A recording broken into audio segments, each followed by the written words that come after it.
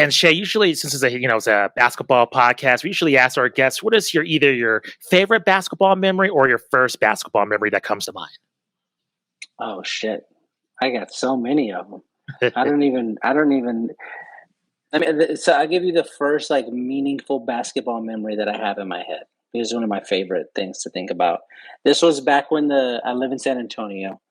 I was born here. I grew up here. I left for a while when I met my wife, or to go to college, and then I met my wife. So I was gone for several years, but I'm back now. And anyway, that's to say, I was here in San Antonio before we got David Robinson, before we got Tim Duncan, when the team was just fucking terrible.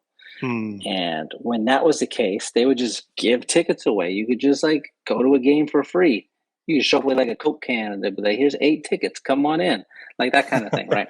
So my dad and I would go to the games pretty regularly. At the time he worked for VIA, which is the metro bus system here in town.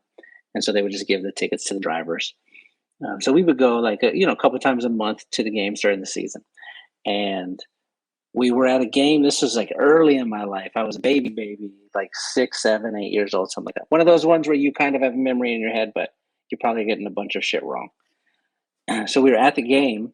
We're sitting way up at the top. This was before they played in the SBC Center, before they played in the Alamo Dome. They were playing in this place called the Hemisphere Arena, really, really old place. And so we're sitting way up at the top at the Hemisphere Arena, and we're watching the game, and the Spurs are getting trounced. I don't know who we were playing. I don't know like what players were on our team. That's not how you watch basketball when you're 7 years old. But so we're sitting there, we're watching. The Spurs are getting demolished, and they run like a play. The ball gets knocked into the backcourt on the defense. The shot clock is winding down, and so whoever the guy was at the top of the key, like fucking books after the ball. So now it's just him chasing this errant ball that's rolling toward the other opponent's goal. And nobody else is running after the ball because they all recognize there's like 6 seconds left on the shot clock. Even if you get it, nothing good is going to happen. Not even the other team was running after it. They were winning by so many points. Who cares? But this guy, for some reason, gets it into his head that he's going to fucking go get this ball. And so it gets knocked back, and he takes off running after it. Maybe he's like a rookie or like a 10-day contract guy, and he's trying to get a spot. Maybe that's what's going on. I don't know. But he's running after it full speed. And he's like crosses the half-court line. He crosses the three-point line. And he's getting closer and closer to the ball. But it's clear he's not going to make it. And so the crowd is getting louder and louder as he's running after it. They're starting to celebrate. He gets to like a step or two inside the three-point line, right around the free throw line. And he just full body dives. He's like, I'm going to get this fucking ball. That's what I'm going to do. And he dives out as far as he can. The ball rolls over the end line. He comes crashing in behind it. He doesn't get it, but he gets up and he starts walking back down, or like gets up and dusts himself off, and everybody else is walking back down. And the crowd just goes fucking nuts. When he gets up, they're like, yeah, cheering and going crazy. And I said, Dad, he didn't get the ball. Why are they cheering? I don't understand what they're doing. And then he just like in a very like old Mexican dad-like manner, they barely ever talk. He just looked at me and he said some version of the phrase, he tried, son. And that was his only explanation. And I never understood it. I didn't understand it until I became an adult. And then it made so much sense to me. And I don't know who this mystery player was. I don't know what the game was. I don't know what the score was. But I remember him diving after that ball and not getting it. And everybody celebrating and being 100% confused. My first meaningful basketball memory. How was those Spurs? I mean, what I remember is, Dennis Rodman with the pink hair when I was just, in elementary school. This was well before then. Well before that. Okay, gotcha. Yeah, Dennis didn't show up until we had Dave. Dennis showed up when we were like championship contenders, or when we were supposed to be. This was like 1987. Whoa. Spurs. That's what I'm talking about here. So like Cadillac Anderson, Walter Berry, Alvin Robertson, Johnny Moore, like that, like those players who I can't even like see them in my head. You know what I'm saying?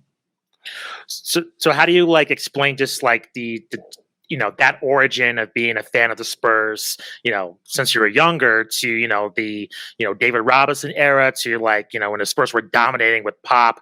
Like, what's kind of your overall feeling with the teams? Because I think the Spurs are kind of one of the most disrespected teams in the NBA history. I mean, they are have a significant dynasty within the league. So, what's your thoughts of this being a fan of that team? There, there was definitely a period early on when I felt like the Spurs were not respected enough, but right around 2013, 2014. Prior to then, basketball, like the way people watched basketball or the way people talked about basketball or thought about basketball, it started to change a little bit. And then when we get to the 13, 14 Spurs, that's the like a beautiful game Spurs is what we're talking about here, where it's 7 passes every possession. Nobody plays more than 29 minutes a game. And like once we got to that level, that paired with like with advanced statistics becoming like a very important part of the way we talk about the game, then people were like, "Oh, the Spurs are incredible. They're so great. We underappreciated them when we shouldn't have." Like, so I don't feel like they're super disrespected anymore. There was definitely a period early on when I felt like that, but that also might be because I was younger and more like prone to want to argue and fight and shit. And now I'm just old and I just want to be happy. The other impression that I get, and you being in the area can give me the perspective on this. It doesn't seem like, in spite of the dynasty success, that the Spurs have really had like a bandwagon type of effect, like you've seen with maybe dynasties like the Patriots, the Seahawks when they had their short little maybe mini dynasty there of success. Of course, I'm naming football teams there, but like the Lakers, I think you get bandwagon fans for sure. Do you get the perception that the Spurs have had a bandwagon effect with that success? Probably not. There's probably like a very small, very nerdy Spurs bandwagon that we've gotten. But compared to other like fan bandwagons, compared to the Laker fan bandwagon, like that's a Carnival cruise ship size bandwagon. We're like a radio flyer wagon. We got a few people in there, and then that's it. Which is great. That's how it should be. We're San Antonio, they're Los Angeles.